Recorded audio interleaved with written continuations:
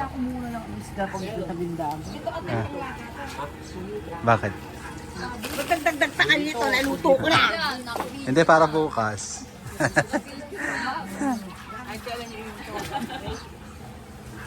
Tapos sila inang.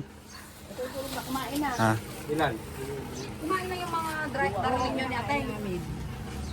Yung mga asawa ng ano. Ito, pang sika.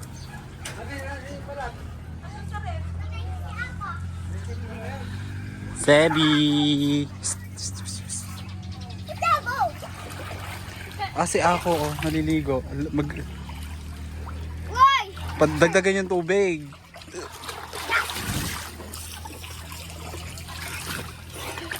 Kailan na nga yung tubig eh.